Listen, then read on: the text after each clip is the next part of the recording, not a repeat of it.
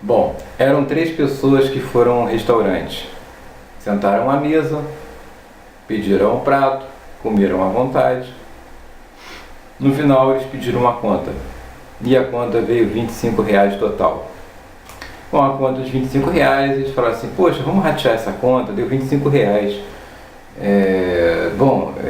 Cada um então resolveu dar R$ 10. Eram 3 pessoas, 3 vezes 10, R$ 30. Ia dar um troco de R$ 5, né? A conta deu 25.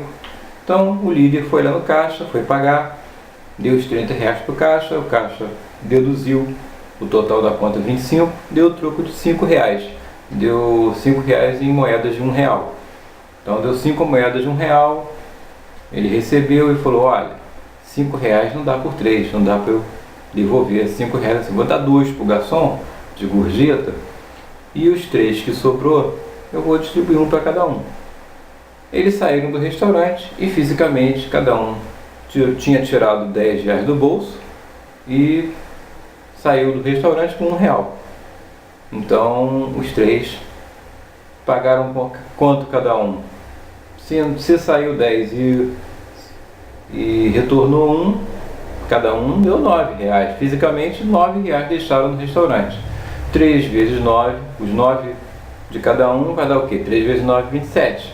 Mais os 2 do garçom, 29. Cadê R$ 1 que está faltando para 30?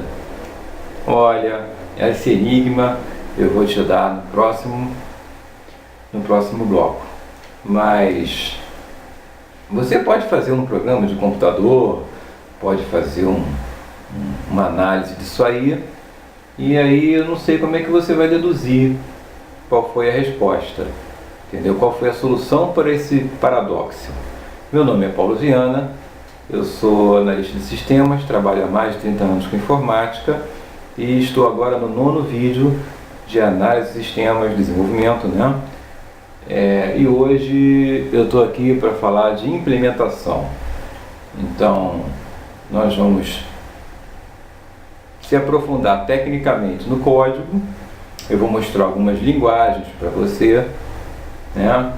Provavelmente não vai dar tempo num vídeo só, eu vou separar isso em vários vídeos, 2 pelo menos, porque eu vou mostrar aqui um código para fazer um programa, né? Um programa fonte para fazer um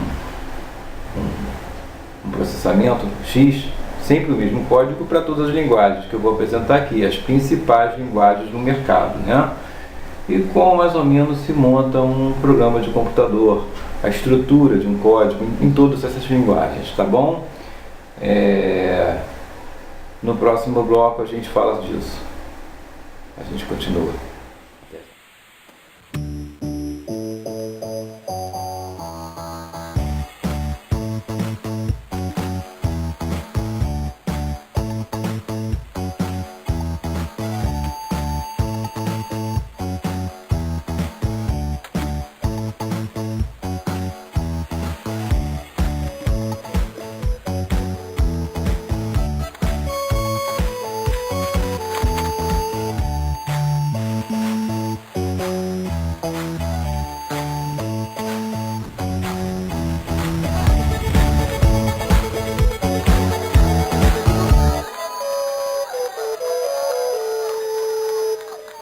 Bom, o enigma de hoje, dos 3 cidadãos que foram almoçar no restaurante, dividiram a mesa, fizeram uma conta de R$ 25, cada um deu 10, receberam 1 de troco, deram 2 para o garçom, a conta na verdade 3 vezes 9, 27, mais 2 do garçom, 29, cada um R$ 1 para 30.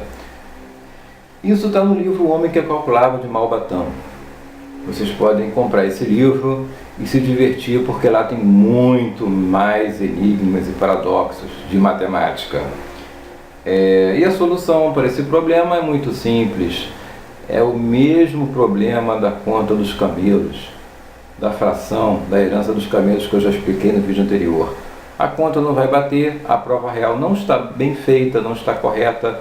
A prova real nunca poderia ser feita assim, porque aí há uma dízima periódica, a fração tem que, soma delas tem que dar 1 inteiro, então esses R$ 5 eles têm que ser divididos por 3, não pode simplesmente separar R$ 2 por garçom para cada um e fazer a conta dessa maneira. Essa prova real está errada. Essa matemática não existe, está fora da lei. Entendeu? Prova real fora da lei. Entendeu? Na verdade, se você comprar esse livro, você vai ter a explicação mais profunda de Malbatano. Bem, informática serve para resolver problemas, né? Resolução de problemas. Você tem um problema, você pode resolver através da informática, através de um programa. Às vezes você tem um sistema que está feito por uma empresa e você continua tendo um problema, porque o sistema que foi feito não resolve todos os seus problemas. Aí você se depara com outro problema e precisa de um outro profissional para resolver um pequeno parte do problema que você não tinha sido resolvido pelo sistema que foi feito pela empresa. Porque muitas empresas terceirizadas fazem um sistema que já está pronto, entendeu? Entre aspas, né? Vendem um pacote fechado para você e muitas vezes ele não implementa algumas coisinhas que ficam faltando, que na verdade, o relatório só pode sair assim, os dados só saem nessa ordem, se eu alimentar isso agora, se você fechar o mês, vai passar por cima desses dados, vai sobrepor, você pode perder esses dados que você está digitando hoje, porque você tem que fazer o fechamento de ontem, o fechamento de ontem sobrepõe o que você fizer hoje, então você tem que fechar um dia para começar outro dia. Às vezes uma lógica que você precisa de um auxílio, de um suporte, de um analista para te ajudar, entendeu? E aí às vezes você tem que contar com o apoio de alguém para resolver um problema menor, entendeu? Você precisa de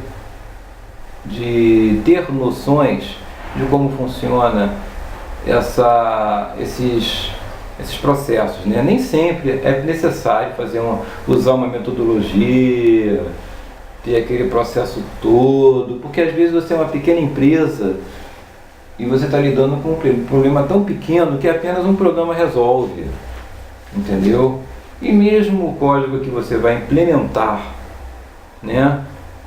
A partir de uma análise, a partir de um projeto que foi feito, nem sempre é tão grande que seja necessário uma equipe.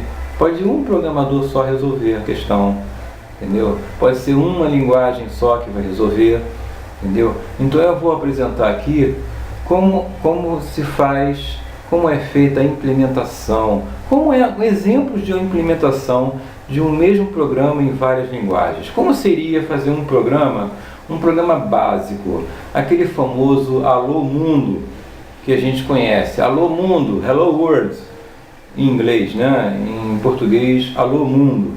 Vamos fazer um programa simples que apresente só uma expressão dessa na tela. Como fazer? Em todas as linguagens que a gente conhece. Quais são as linguagens que a gente pode citar como as principais? Vamos lá? Bom, há muitas linguagens que não é necessário você fazer um processo de inicialização, você não tem uma prototipagem forte, como a gente chama, você não tem um lugar que você tem que definir tudo, né? Forçando você a uma programação estruturada, uma programação em que você não inicializa variáveis em qualquer momento. No código, lá no final, você inicializa uma variável e usa no começo, você fica meio doido quando você vê um negócio desse. Você tem desvios condicionais e incondicionais para qualquer lugar, para cima, para baixo, você se desvia do raciocínio. Essas coisas que se desviam da programação estruturada, às vezes estão presentes em algumas linguagens. Então nem sempre elas têm os mesmos conceitos, entendeu? Por isso que eu vou começar a explicar a primeira linguagem que existiu na face da Terra. A primeira linguagem é aquela que vem básico com um computador baseado em um processador, tá? A primeira linguagem que a gente pode dizer que foi desenvolvida a partir de um computador, de um sistema de computação, eu diria que é o Assembly. A linguagem Assembly foi a primeira linguagem. É aquela linguagem primitiva, aquela primeira que tem a infraestrutura básica para você montar o seu código que vai ser compilado em linguagem de máquina, e ela é necessariamente relacionada ao processador. Só aquele processador vai aceitar aquele código, só aquele sistema operacional vai aceitar aquele código. Ele é desenvolvido para aquele conjunto de endereços de processador, da barra de endereços do processador que existe naquele processador, porque cada processador vai ter uma arquitetura proprietária de cada um. Então, o Intel 8086 vai ter uma arquitetura X, o 6502 do Apple, o 68000 da Motorola, que também é dos computadores Apple, tem as suas características particulares, específicas. Então, umas têm os tipos de endereços de processador e outras têm outros tipos, outras nomenclaturas, né, próprias daquele processador, né? Isso engloba as características do processador. Eu vou colocar como padrão aqui o PC que roda o sistema operacional Windows, entendeu? Eu não vou citar o Assembly de outros processadores.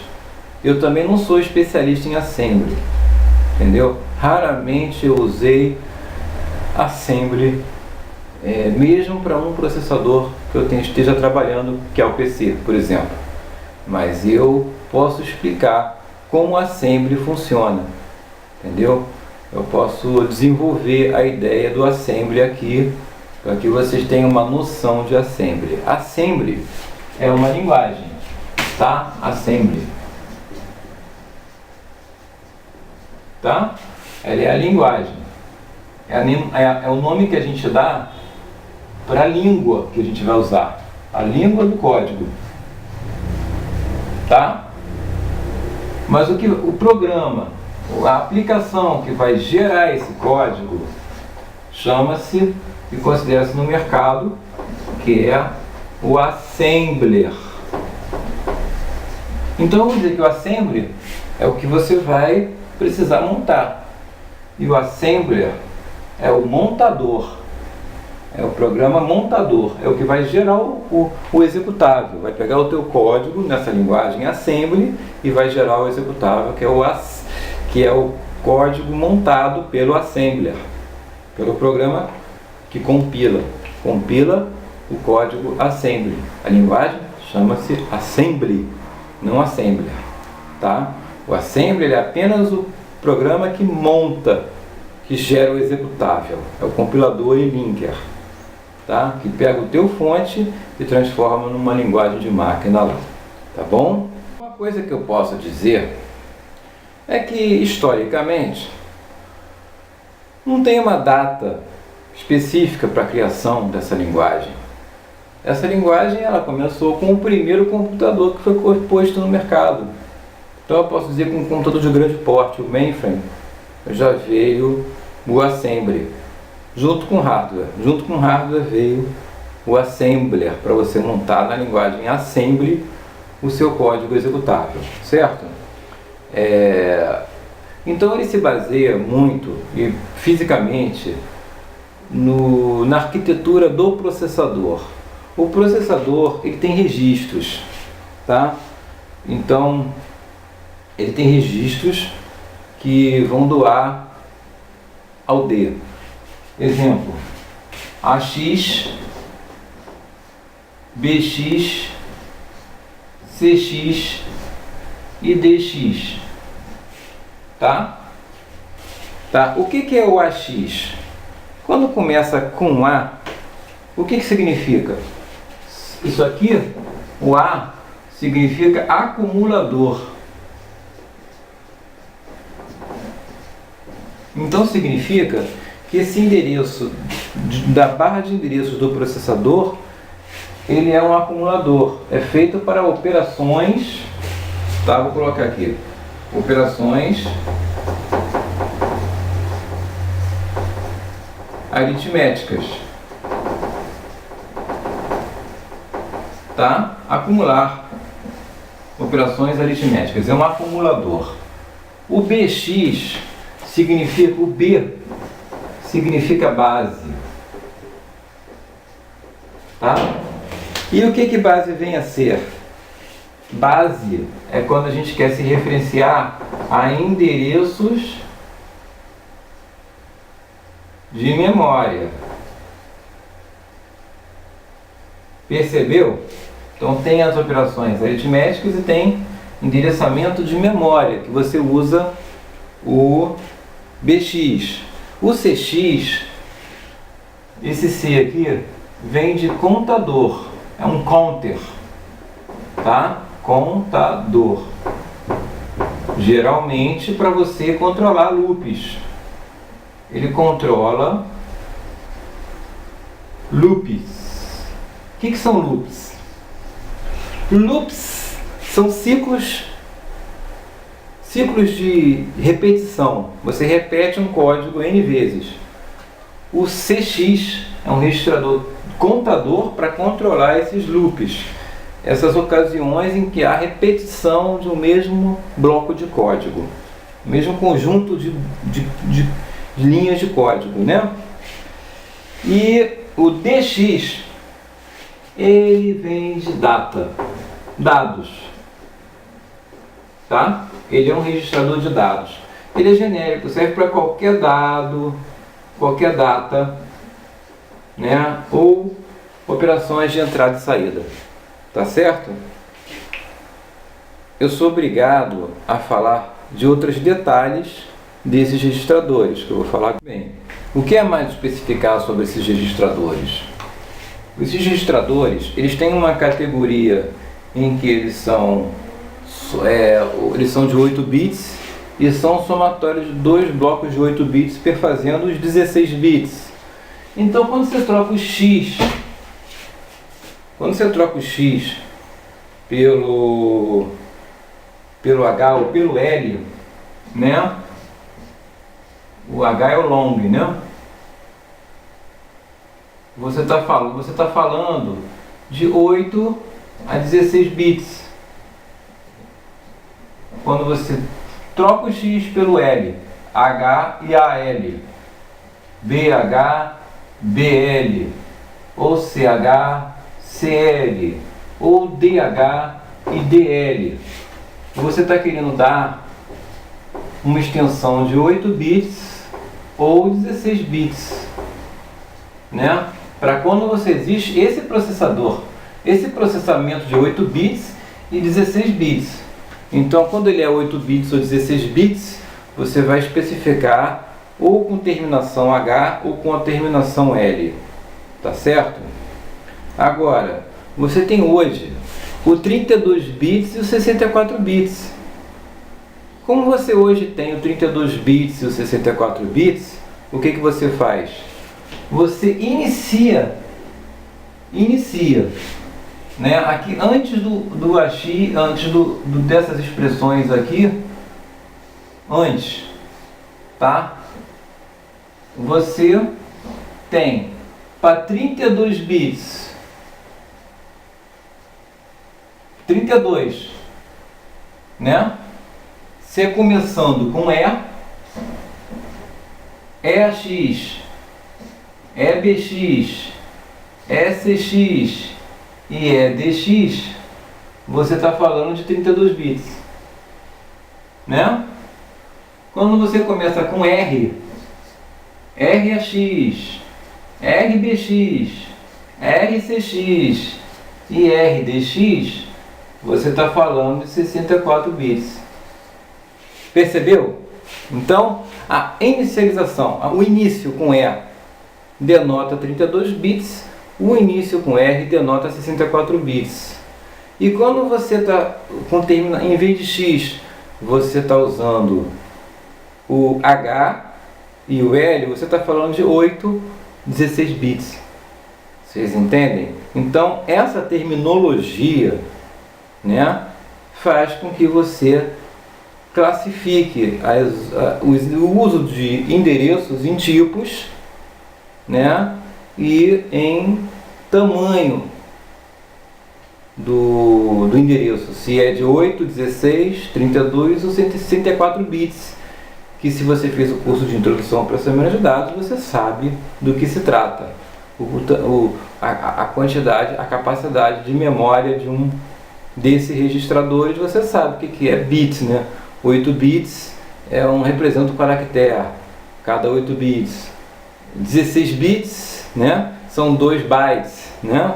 Você estudou isso, entendeu? Então eu já estou pressupondo que você sabe disso, que existem processadores que são de 8 bits, como os computadores Apple II são de 8 bits, o Z80 de 8 bits, né? O 8086 é 16 bits, né? O 8080 é 8 bits, não,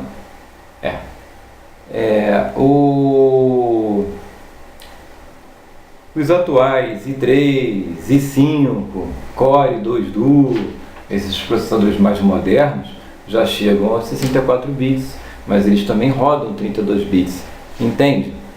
Tá? Então, basicamente agora eu falando disso, né? Eu também posso falar que existe um tipo de registrador que não é o registrador de dados, é o registrador de ponteiros. O registrador de ponteiros exige um conhecimento mais avançado, tá? Porque ele, na verdade, permite que você não se referencie a endereço, melhor, a valores, mas aos endereços dos valores, entendeu? Então, é uma coisa mais complicada que não cabe eu me avançar no assembly aqui, tá? Não cabe porque eu não quero que você saia por aí dizendo que você é programador assembly, que você sabe assembly e vai arrebentar com a boca do balão. Não é bem assim, entendeu? Eu quero que você tenha apenas a noção do assembly, como funciona. Então eu estou mostrando isso para que a gente possa entender o programa feito em assembly que eu vou apresentar em seguida. Mas existem os registradores de ponteiros, que são base pointer, o instruction pointer, o stack pointer, o source index, o destination index, que são registradores de ponteiro. É um tipo de registrador feito específico para você referenciar endereços e não valores. Mas eu não vou me aprofundar nisso. Eu já vou partir, eu vou escrever o código aqui, vou dar uma pausa no vídeo, vou escrever um código Hello World para a gente apresentar um pequeno programinha em assembly capaz de apresentar o Hello World na tela, entendeu? E vou mostrar como é que é a característica de um programa em assembly já usando os registradores que a gente acabou de ver, tá bom? Bem, antes de fazer as colocações sobre o código que eu apresentei aqui no quadro, eu tenho que iniciar vocês num determinado assunto, né? Quando a gente fala que a gente tem valores, né? Para o computador existem valores numéricos, né? Valores que são números.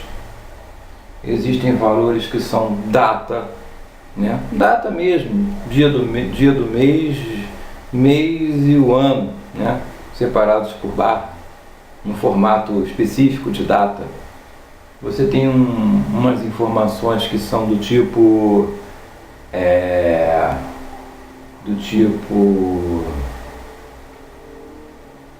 foto, pode ser uma foto, né?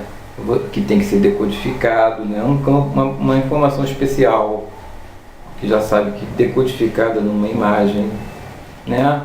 Você pode ter N classificações para uma informação, o tipo delas. Tem um tipo numérico, né? E você tem uma classificação string. O que é uma string? Né? Uma string é um conjunto de letras, números, símbolos, né?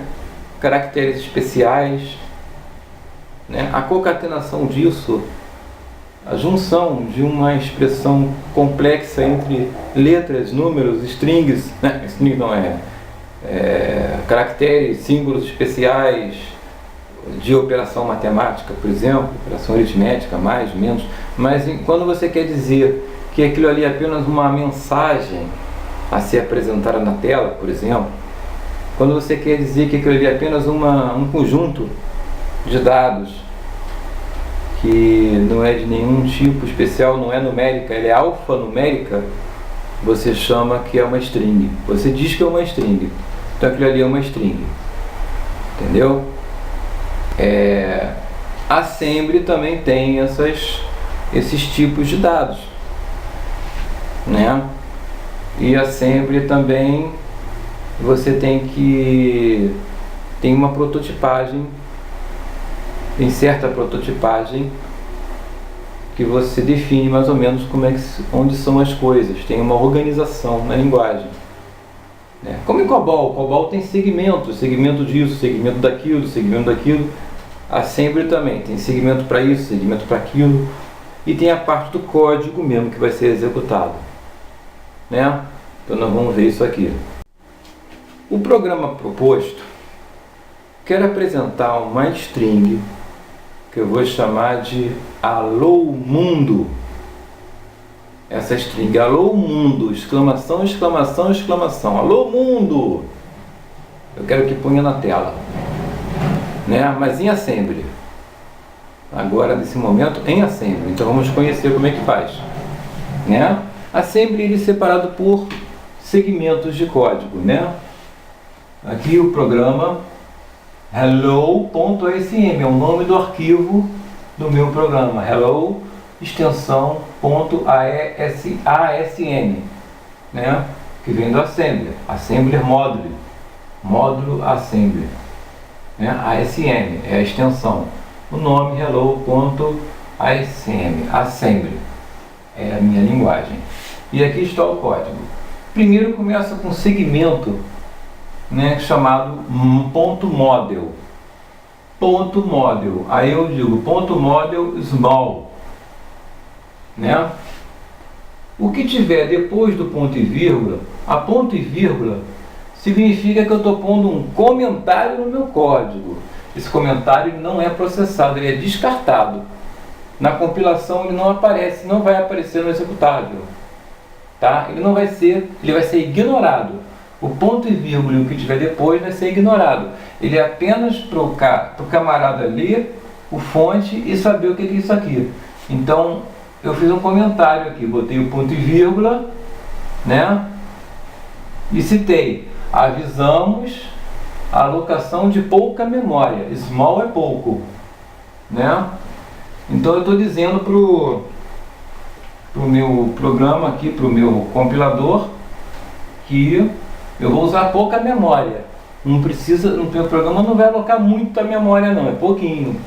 Eu estou avisando. .model small. .data. Aí eu comento com ponto e vírgula. Segmento de dados. Isso aqui é o meu segmento de dados. É onde eu inicializarei e prototiparei as minhas variáveis, as minhas informações que eu vou usar, né?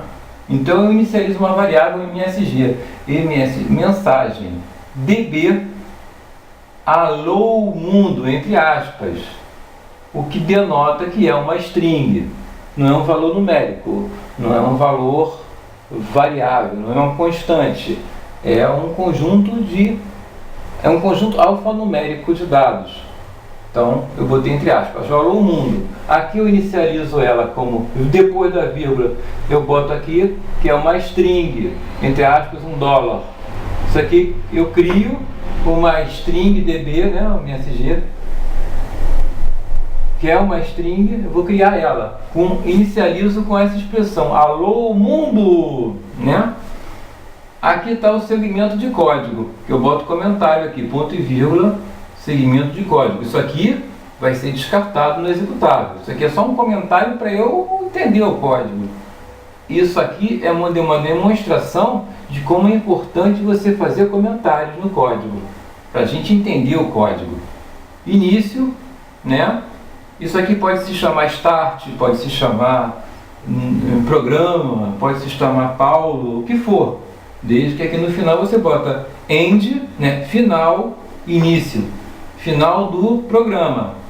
Esse aqui é o nome do programa, bota aqui nome dado ao código no comentário. Início, 2 pontos. Aí vem move AX, eu estou falando do registrador AX. Segue MSG. Olha só que coisa interessante. Eu estou movendo o segmento para o registrador AX. O que é o segmento? Eu lembro do que eu falei, segmento, que em meu modo real de processador do PC existe o segmento e o offset. O segmento, eu pego o segmento, multiplico por 10 e somo o offset para ter o endereço real da memória. Não falei isso? Eu não falei isso na minha introdução ao processamento de dados? Que como o PC precisava de mais de 1 mega de memória, né? Aliás, mais de 64K de memória, ele precisava de segmento e offset para eu chegar nesse... Então, portanto, eu estou aqui movendo o segmento para o registrador AX.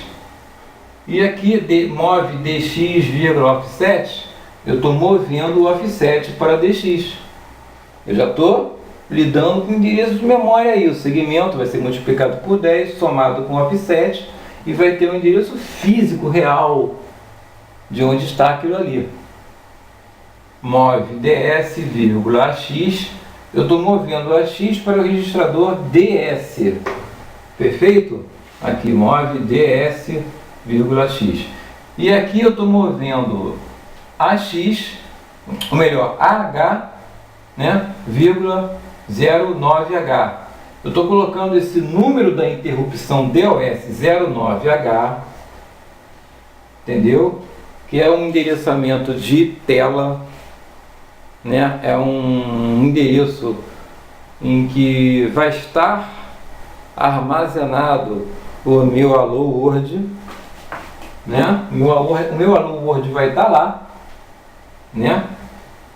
Porque eu acabei de preparar isso, né?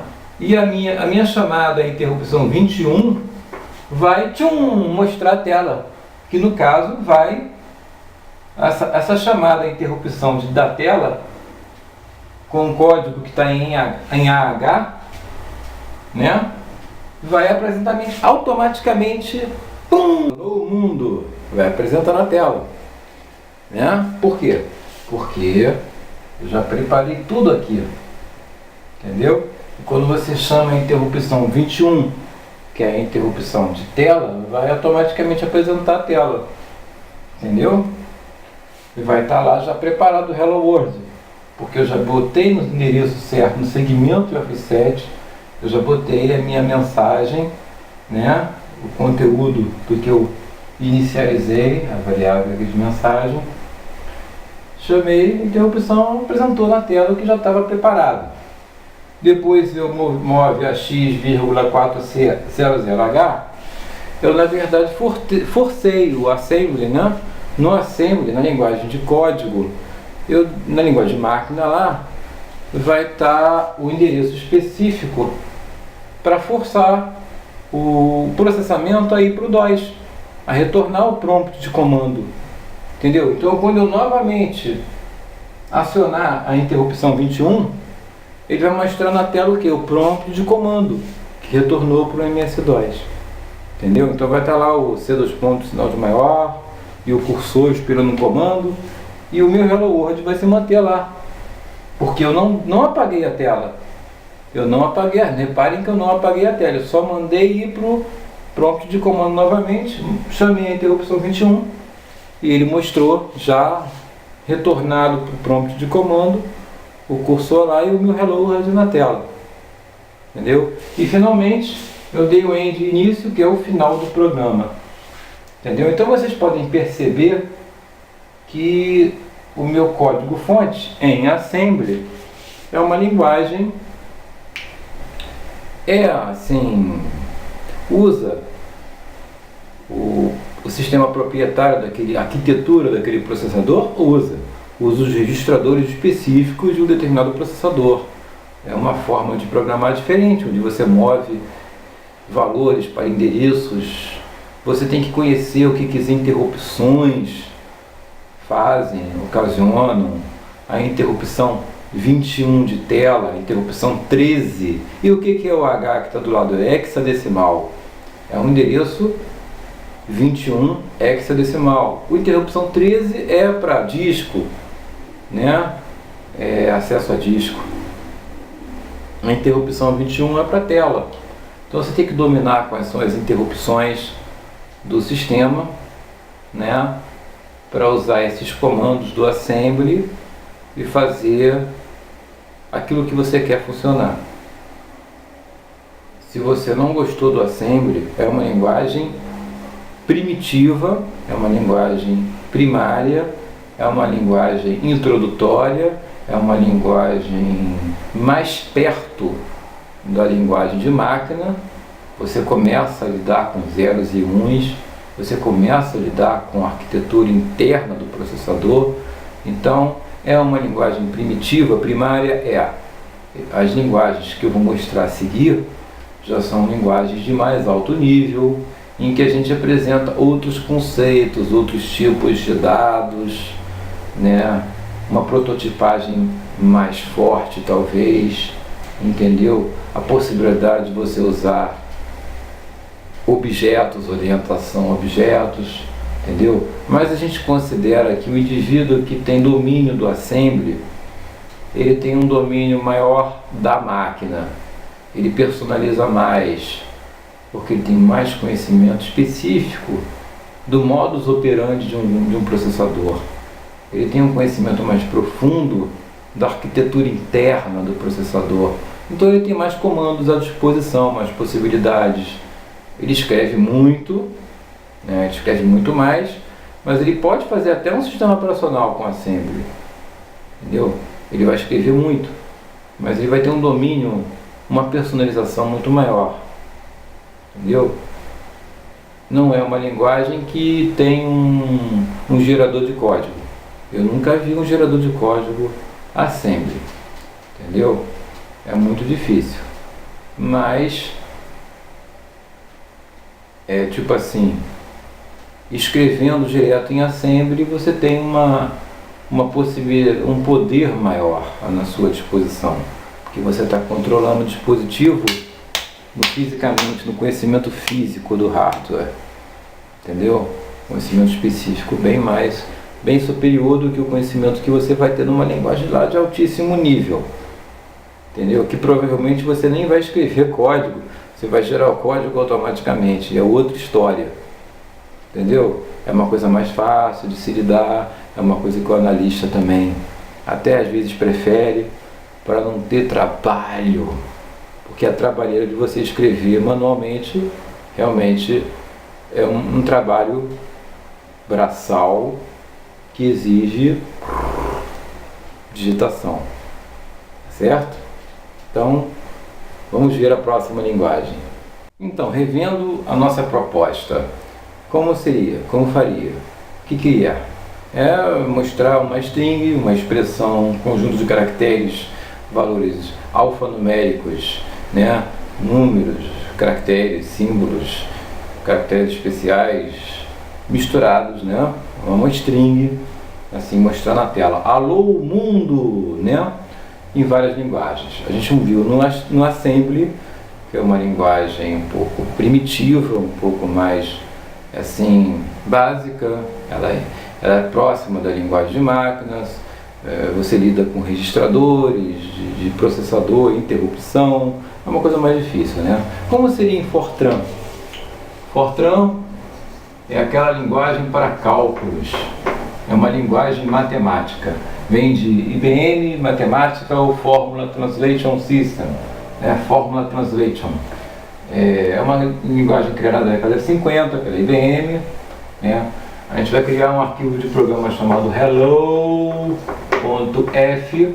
a extensão do Fortran é .f, e você vai criar coisa parecida com isso aqui, $vim, aí o nome do arquivo é hello, né? Você identifica o nome do arquivo, né? Aí você começa program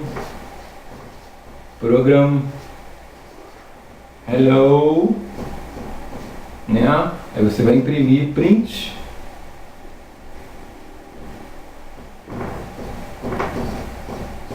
asterisco, que é qualquer coisa, você faz a lista que você vai imprimir. Qual é a primeira coisa que você vai imprimir? Alô mundo! Vai mostrar na tela alô mundo e volta. Alô mundo, exclamação, exclamação, exclamação. Isso é uma string. Posso colocar números aqui também, está entre aspas a string. Aí eu boto aqui end program hello, certo? Esse aqui é o meu programinha simples em Fortran que vai representar o alô mundo. É o mesmo programa em Assembly que a gente tinha feito, tá? Só que agora em Fortran, tá? Agora nós vamos ver em outra linguagenzinha bem bacana, popular do mainframe, o COBOL. Vamos ver COBOL? Então vocês viram que o programa em Fortran é um programa simples, pequenininho, e não precisa de prototipar muita coisa. Fora o nome do programa, né? O nome do arquivo de programa, o nome do programa que a gente define, início e fim, não tem problema nenhum, né? Não tem nenhuma dificuldade. Aliás, em geral, não há dificuldade nenhuma. Só que o COBOL, por exemplo, é uma linguagem, né, feita por uma comissão, né? A gente já viu isso. Em 1959, ela se chama Common Business Oriented Language, né? Então a gente pode ter lá o arquivo hello.cob, né? Extensão do COBOL. Isso no micro, né? Porque o COBOL ele é originário do grande porte, né? O mainframe. Então tem programa em COBOL do mainframe costumava usar aquelas fichas quadriculadas em que você botava uma letra em cada quadrinho do quadriculado, você botava uma letra. Você escrevia assim na mão, né? Antes de você implantar o código no terminal. É um terminalzão grandão também. Você pode ver isso nas lojas do Carrefour, que eles usam grande porte, né? Até hoje. Você vai ver lá que o sistema deles é no grande porte e tem um terminal logo no atendimento ao consumidor. Aí você vai ver um terminal. É um terminal de grande porte, aquele fósforo, aquele monitorzão de fósforo verde com aquele teclado rústico, sabe? Grande. É um negócio bacana, entendeu? É legal. O COBOL é uma linguagem antiga, né? Mas é uma linguagem mais prototipada, mais padronizada. Ela foi bem padronizada até hoje por conta que ela é desenvolvida, ela é regida por como se fosse uma lei, uma comissão, né? Que padroniza a linguagem. Linguagem altamente prototipada, né? Embora você tenha possibilidade de desestruturar completamente o código, né? De fazer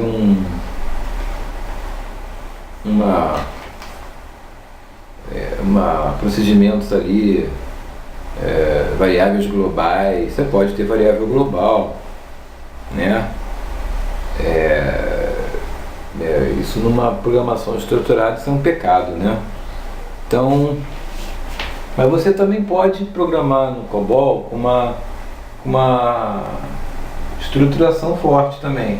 Aproveitar que ela também tem parágrafos, como no Assembly, né, que eu mostrei, que tem seções, que tem divisões, né? Então o COBOL é uma linguagem basicamente que tem divisões. A primeira é a Identification Division. Então você escreve aqui, ó, identification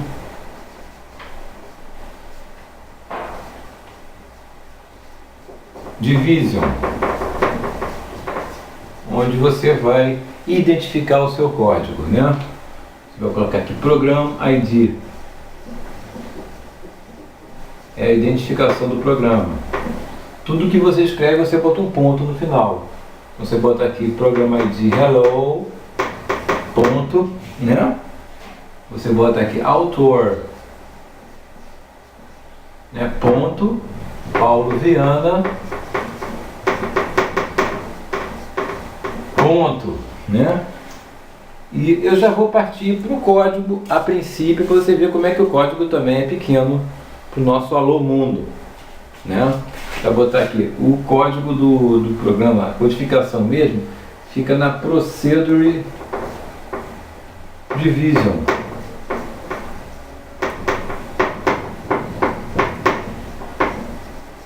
Né? Onde você vai escrever lá display, vai dar uma indentação, display Alô Mundo,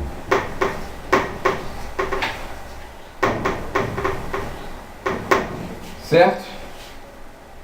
O ponto no final, sempre o ponto no final. Aqui o stop run, quando o programa vai terminar, ponto, certo? Beleza? Se esse COBOL aí é no grande porte, o que ocorre? Você vai ter por trás ali um programador JCL, que é o que vai programar o JCL. O JCL é um Job Batch, né? Job Batch Line, onde eles botam umas linhas, uma programação de lote que vai chamar o teu programa em COBOL e vai setar o ambiente, configurar o ambiente de processamento, porque tem que ter uma preparação antes do teu programa COBOL, seu fonte em COBOL rodar, né, no grande porte. Caso você esteja no microcomputador, o que pode ocorrer? Você vai ter uma seção do COBOL chamada Screen Section. Nessa Screen Section, você pode fazer como você definiria aqui, ó. Aqui, entre o Identification Division e a Procedure Division, você pode ter linhas em que você, coloca normaliza as tabelas, os campos de quais tabelas você tem, entendeu? Vou explicar direitinho, peraí. Então, você vai ter a Environment Division, Environment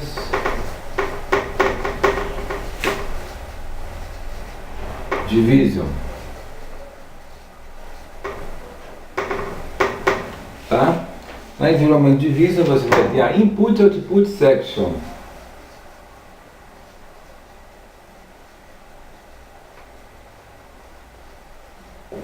Tá? Na Input Output Section você vai ter o File Control. Quer dizer, o controle dos seus arquivos ou tabelas, né? Aí você vai começar Select File X, né? Assign to Disk. Ponto. Aí você vai dizer como é que ele é. Organization.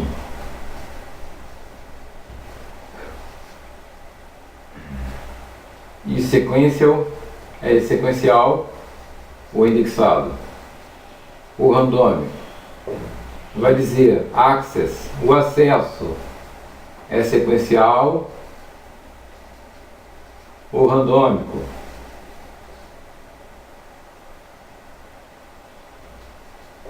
Né? E vai ter aqui a data division.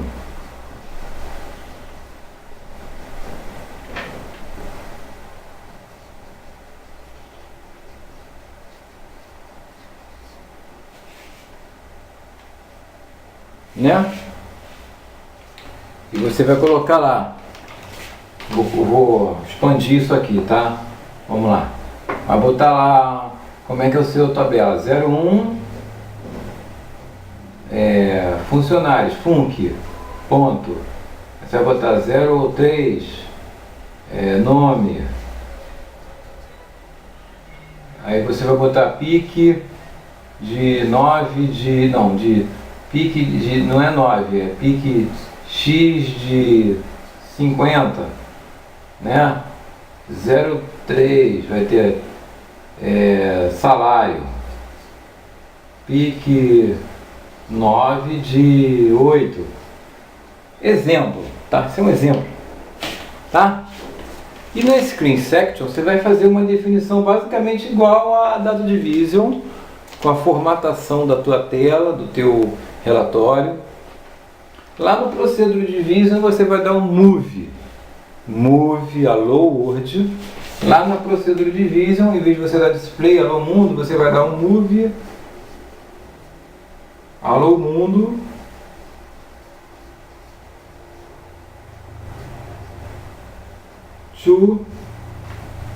O valor que você pôs na Screen Section. Vamos supor que isso aqui seja Screen Section.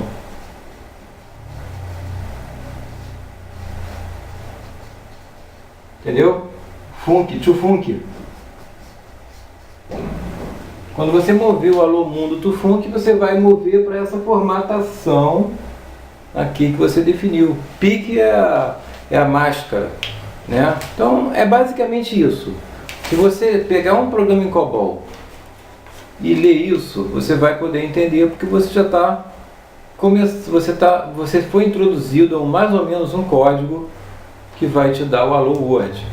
Do mais simples, que é esse aqui, essa parte aqui, ao mais complexo, que você pode até fazer um relatório.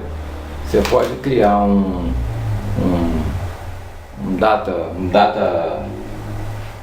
uma estrutura, né? Montar uma estrutura lá,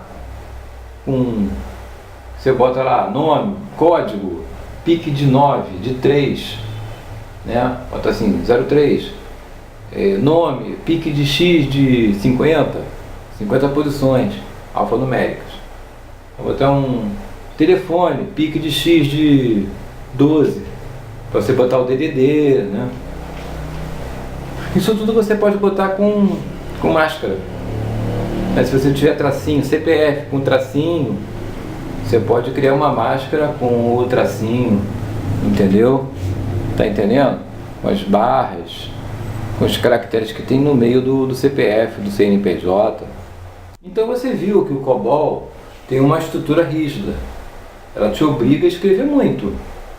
Porque você tem Identification Division, você tem a Environment Division, você tem a Procedure Division, e o código mesmo é só a Procedure Division. Você dá os move lá, move valor to variável, move valor to campo, né? O campo você define lá no Data Section, né? Onde você tem o File Control, né? O controle dos arquivos, né?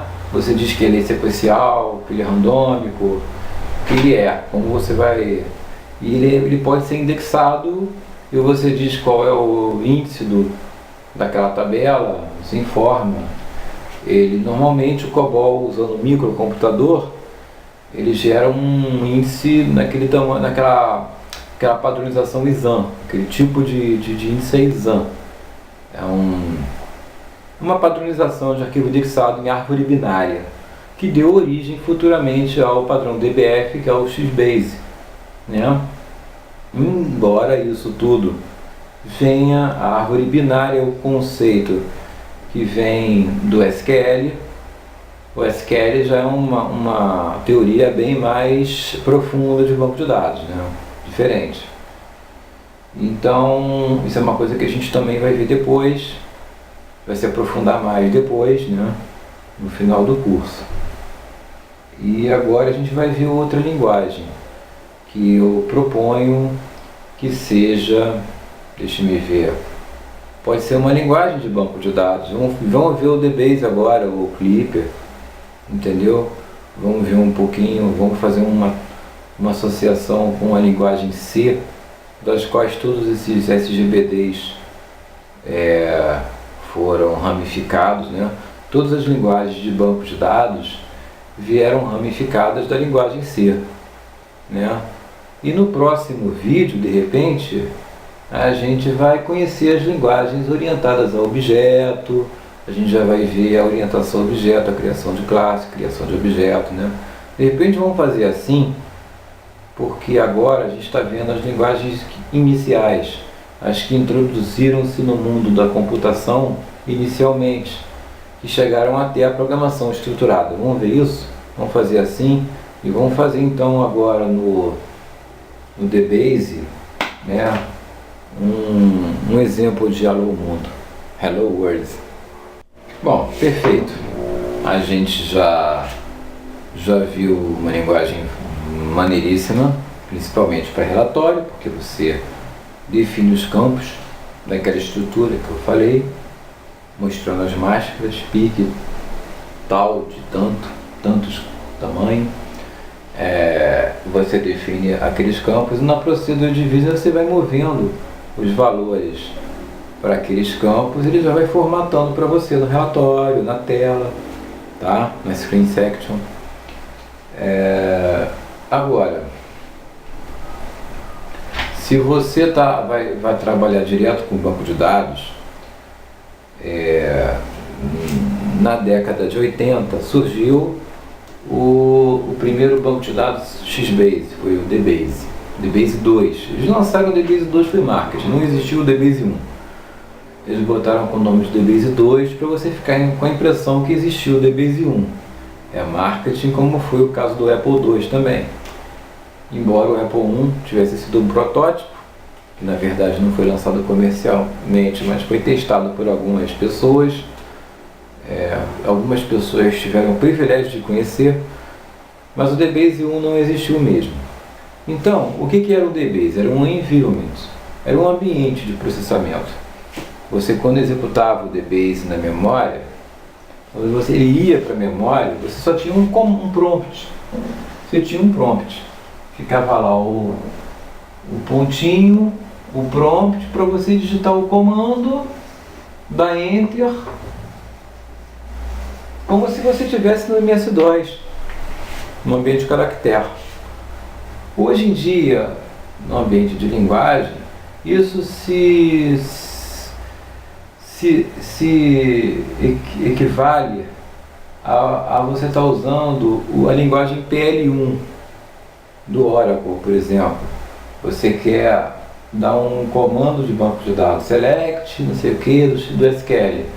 Você digita lá o comando, ele te filtra o banco de dados e faz aquilo que você comandou manualmente através de comandos. Isso é uma linguagem de interpretativa, de interpretação, onde há um interpretador que vai ler o teu comando e vai executar em tempo real. Entendeu? Ele vai interpretar. Então, é um prompt interpretativo, é um prompt de interpretação. Você está numa linguagem interpretada ali. Então, você dava aquele comando do programa, Enter. Ele executava aquele programa do Hello. Por que não? Você dava o do Hello, ele executava o programa. Entendeu? E o que tinha no Hello? Você dava o comando modify,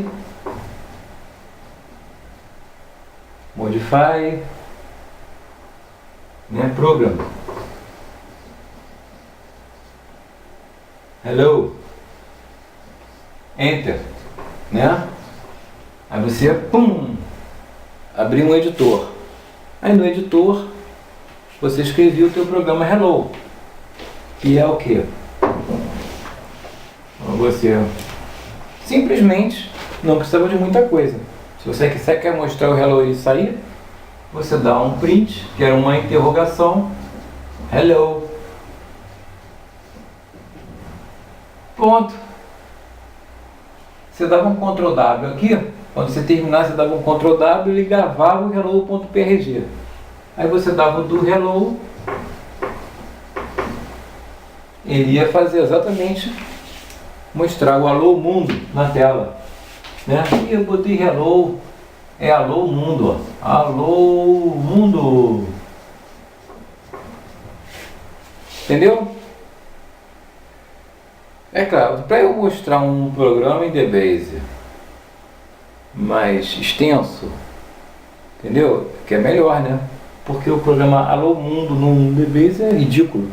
É só dar um print no Alô Mundo. Você viu aí? Então, um programa mais complexo no DBase, como é que ficaria? Você daria o comando use. Se eu der o comando use só, eu estou fechando todas as bases de dados. Use, fecha tudo. Agora eu quero usar uma tabela. Use funcionários. Use func. Já estou usando a tabela funcionários. Já abri o arquivo. Abri a tabela de funcionários. Agora eu quero go to top. Vá para o início. O início do banco de dados, o início do arquivo. Agora, do while.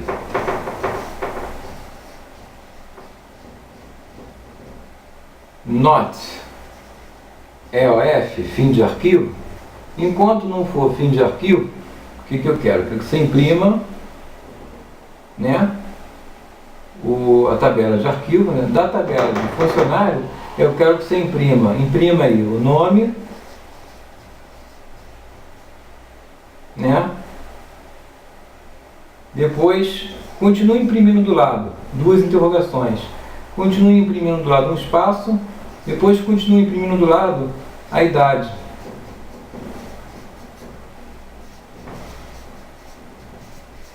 Pronto, eu fiz esse programa aqui.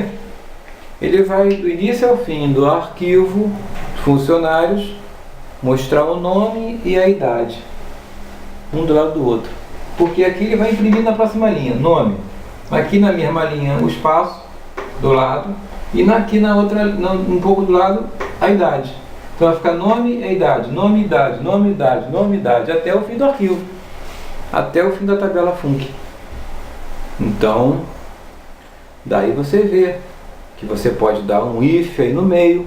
If nome não foi igual a João, não imprima. If nome igual a João, imprima. Você pode fazer um filtro, você pode fazer o que você quiser. Você pode jogar tudo que está na tabela para outra tabela. Você pode fazer 1 milhão de coisas. Entendeu? Isso é o DBase. A extensão, a compilação, o compilador dessa linguagem se chamou Clipper, mas de outro fornecedor, de outro fabricante.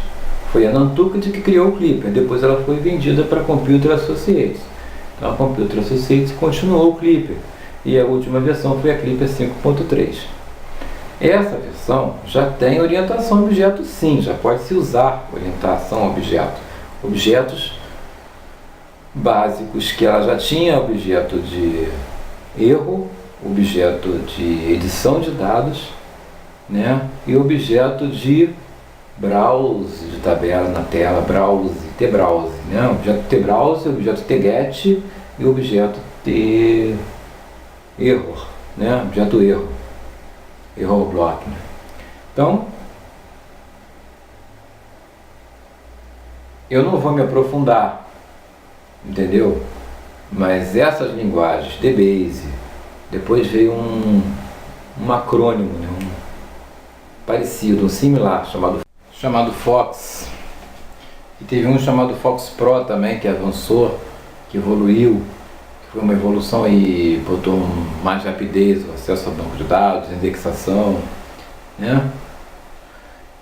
E uma forma de a gente não perder tempo muito porque se eu for perder tempo explicando todas as linguagens, todos os comandos de todas as linguagens, a gente vai acabar aqui ano que vem, entendeu?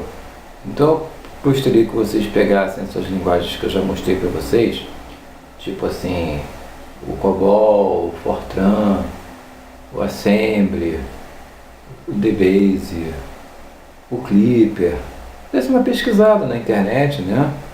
E né? Se você tiver alguma dúvida, você pode dar uma sugestão, um comentário no vídeo aqui no meu canal, que eu vou assim, estudar a possibilidade de tirar as suas dúvidas através de um programa específico ou de uma parte do canal, né, do vídeo, para tirar as suas dúvidas, as suas questões. Mas é uma forma de você ter aprofundar-se no conhecimento disso, né? Eu preciso falar de objetos, né? Preciso falar de prototipagem agora, né? De variáveis, tipos de variáveis, operações aritméticas que você pode fazer com variáveis x e y. Eu tenho que falar mais ou menos disso, que é o padrão de todas as linguagens. De todas as linguagens vão usar essas mesmas simbologias. E no próximo vídeo eu começar a falar das linguagens mais modernas, né? As linguagens que chegam até você arrastar componentes e gerar código para você, entendeu? De você pegar objeto por objeto na tela e tratar com as características dos objetos, a cor de cada objeto na tela, de cada objeto de tela, de cada componente que você for pôr na tela também, desenho de tela, essas coisas a gente vai ter que ver num vídeo mais avançado, que é o próximo. Por enquanto aqui eu vou no próximo bloco, vou apresentar um vídeo, né? Depois do vídeo eu vou apresentar para vocês essas definições de linguagem padrão, que são o uso de variáveis, o que são variáveis, o que são constantes, o que são operadores aritméticos, né? Como a gente pode, né, evoluir. Eu vou dar um código aqui, vou mostrar mais ou menos como é que a gente trata numa linguagem mais evoluída, entendeu? Até chegar na orientação objeto, que a gente vai tratar no próximo programa, tá bom? Até daqui a pouco.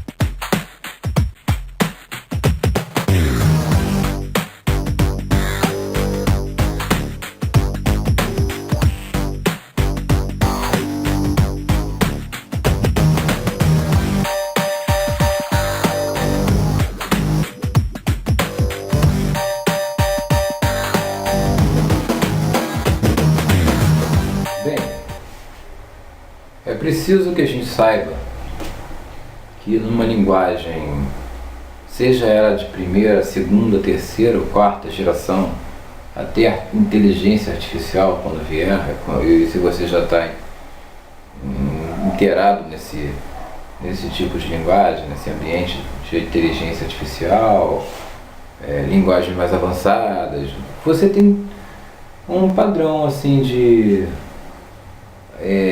sintaxe, um padrão de escrita numa linguagem.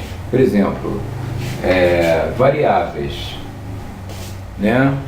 O que são variáveis? Variáveis são valores, não, endereços. Variáveis são endereços na memória, né, que estão em algum lugar da memória no computador, que você a eles atribui valores. Eles têm valores, né, e eles são dinâmicos. Você pode a qualquer momento atualizar o valor das variáveis. Sendo que, em algumas linguagens, você é obrigado a dizer que tal variável só aceita valores numéricos, né? Que tais valores podem ser de tamanho X. Você pode também definir que sejam variáveis numéricas enormes, gigantes, que alocam bastante espaço para elas. A linguagem, ela em tempo real, na compilação, ela providencia uma alocação de memória suficiente para condicionar aqueles valores, né? Memória é uma memória para valores enormes, gigantes ou valores pequenininhos. No COBOL tem como você definir valores compactados, inclusive. Você tem variáveis compactadas, campos compactados dentro de arquivo. Então, quando você faz lá a data division, você file control, você bota lá os campos lá com um tipo compactado. Acho que é Z, pique Z de 3, pique Z de 8, você está compactando, se ele é Z, né? É do tipo Z, é pique Z. Você pode ter, no Clipper, usando biblioteca, você pode ter campos que são de tamanho variável, embora o DBase, variável de banco de dados DBase, esse XBase em geral, os campos são fixos, não são variáveis. O campo variável no DBase é um campo memo, que gera um terceiro arquivo chamado uma extensão DBT, né? Que está associado ao DBF que você está usando, né? Isso aí já é uma coisa de banco de dados. Então, você pode ter numa linguagem uma prototipagem, um lugar onde você define o tipo da função, o tipo da variável, se ela é numérica, se ela é inteira, se ela é string. Você é obrigado a definir. Por quê? Porque se você define, isso economiza recursos. Você define, ele trava, só tem daquele tamanho e acabou.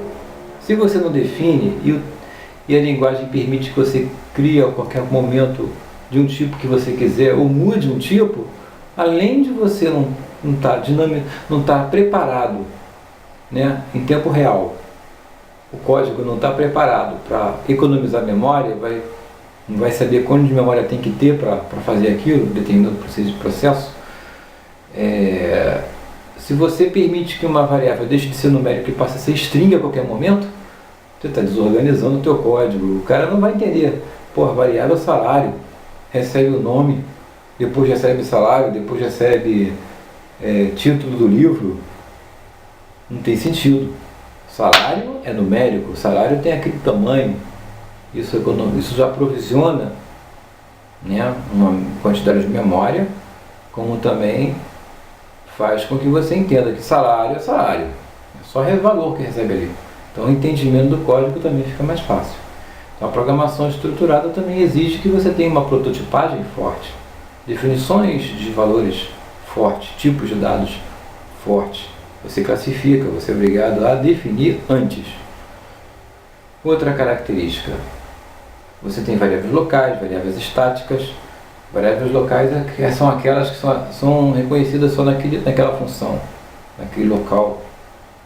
Variáveis estáticas também, só que elas se mantêm o último valor até você voltar àquela função. Aí aquela função vai reconhecer aquela variável e continua reconhecendo com o último valor que tinha lá.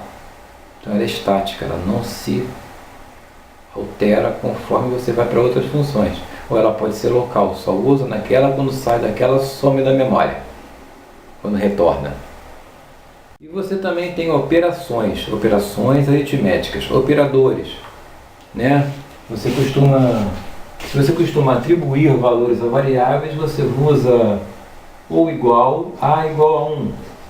Por exemplo, no DBase você pode botar store 1 to a, no COBOL move 1 to a. Mas em Clipper, como DBase, você também pode colocar a igual a 1. Né? A vai receber o valor 1. Entendeu? Em Clipper 5 ou C, você já tem o símbolo 2 pontos igual. 2 pontos igual é a mesma coisa, você atribui o 1 à variável A. Né? 2 pontos igual. Você pode fazer uma comparação, if A igual a B. Isso aqui pode ser igual, como pode ter o teu igual. Exatamente, A tem que ser exatamente igual a B. Do mesmo tamanho, tem que ser exato. Se você tem a variável A Paulo e a variável P Paulo César, se você bota igual, ele vai admitir iguais. Por quê? Porque Paulo é Paulo César, o mesmo começa com Paulo também. Paulo e Paulo César, Paulo é o mesmo. Vai dar igual, porque não é exatamente igual, mas é igual. Mas se você bota dois iguais, aí já vai dar diferente. Por quê? Paulo não é exatamente igual ao Paulo César. A inicial não é a mesma. Certo? Você também tem maior ou igual, menor ou igual. E você tem uma concatenação. Você pode somar, por exemplo, A, 2 pontos, igual a B mais C. Se B é numérico, igual a 3, e C igual a 1, A vai ser igual a quanto? Vai ser igual a 4. Entendeu? Mas se isso aqui for uma string, já vai dar erro. Mas se isso aqui não, se isso aqui for uma string também, já não vai dar erro, vai dar 31. Vai dar string 3 e 1 concatenadas. Isso aqui é uma concatenação de strings ou uma soma de numéricos. Como vocês, por exemplo, no if, isso aqui eu estou passando rápido, tá? Porque eu não estou querendo me aprofundar, né? A não ser que fosse um curso de programação mesmo. Você pode verificar if A igual a 7, né? Se A for igual a 7, papapá. Caso contrário, papapá, né? Mas eu posso colocar assim, A mais. O A mais eu estou somando 1. A mais igual a 1. Né? Mas eu verifico primeiro o que é o A, se é igual a 7, depois eu incremento. Se eu botar o mais na frente, eu incremento de 1 o A e depois comparo com 7.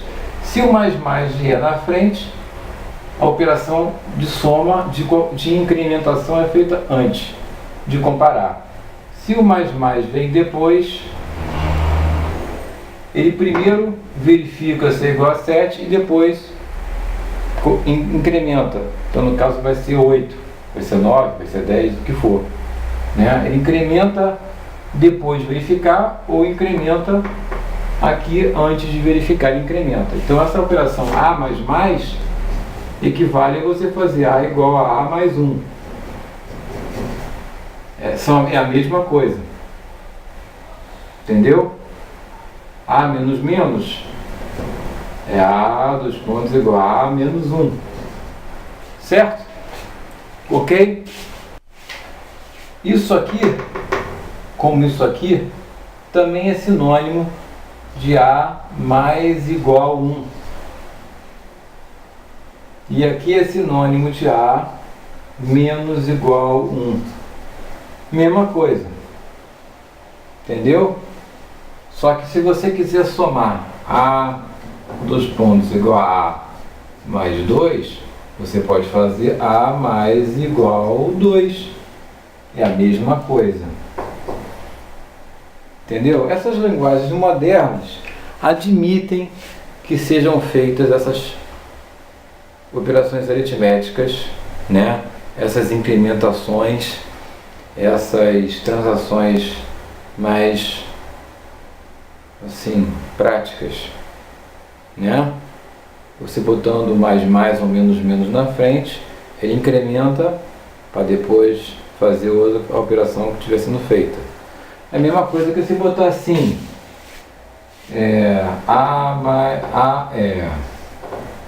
por exemplo, A mais igual B mais. Ele faz a transação e depois incrementa B. Depois, se você botar o mais na frente, ele vai incrementar o B antes, para depois fazer a operação. Entendeu? O mais depois ou menos depois significa que ele vai fazer a transação, a operação aritmética e depois vai fazer o incremento. Na frente significa que ele vai primeiro incrementar para depois fazer a operação que ele está envolvido. Entendeu? Se é um if, se é uma outra operação que está envolvendo ele, está entendendo? Tudo isso é prático e moderno nas linguagens mais atuais. Está me entendendo? Existe também nas linguagens mais atuais uma coisa chamada pré-processamento. Entendeu? Praticamente toda linguagem Clipper é feito pré-processamento. Entendeu? Porque ele vai pegar todos os comandos e vai transformar em função. Tudo vai virar função. Em tempo de compilação, quando você compila, todos os seus comandos viram funções. Funções de baixo nível lá da linguagem. Ele vai ter lá numa pasta lá de includes um ponto ch da vida, né? Se você botar, por exemplo, no começo do teu programa include arc.ch e o conteúdo de arc.ch, o conteúdo dele é um define, digamos, Paulo, João. Toda vez que tiver Paulo aqui, ele vai substituir por João. Todo Paulo, ele vai trocar e vai botar João. Em tempo de compilação, você compilou, todo Paulo vai virar João. Entendeu? Então você pode usar vários defines aqui, usando, por exemplo, tecla X é igual a tecla X 65. Então toda vez que você botar a tecla X aqui, ele vai trocar por 65. Entendeu? Em tempo de compilação. Isso é um pré-processamento. Isso é uma outra coisa que também te permite fazer muita coisa. Você pode fazer praticamente um dicionário de um código, traduzir todos os seus botões, tudo que aparece na tela, fazer uma tradução para outra língua, por exemplo. Se você definir que você vai consultar um banco de dados de tradução, por exemplo, você tem lá um objeto lá que vai para a tela, ok. Mas como você tem pré-processamento, você substitui a saída da própria linguagem, você vai lá no pré-processamento da própria linguagem, você substitui o comando que mostra na tela, o que estiver mostrando na tela, você pesquisa se tem uma substituição no banco de dados X e traduz para russo, para alemão, para qualquer linguagem que você possa cadastrar os valores. Entendeu? Então você pode fazer uma tradução de tela, né? Uma tradução de browser, tradução de queries. Você pode traduzir todos os objetos que aparecem na tela numa língua para outra língua, de uma língua estrangeira. Assim você pode fazer um código em inglês, em português, em japonês, em alemão, traduzindo através do pré-processamento da linguagem. Isso é muito interessante. Você pode, antigamente, falava-se você pegar um programa em COBOL e traduzir para Clipper. Era muito legal. Você podia fazer isso. Dentro do Clipper, você podia fazer, tinha o pré-processamento. Então você pode pegar o do, os comandos move do COBOL, os comandos store do COBOL, os comandos write do COBOL, você pode traduzir no pré-processamento. Dá para fazer. Pega um programa em COBOL e traduz para Clipper. Entendeu? Muitas coisas você pode fazer com o pré-processamento. Pré-processamento. No pré-processamento da linguagem, você tem defines, você tem define, né? Você tem outras sintaxes diferentes ali.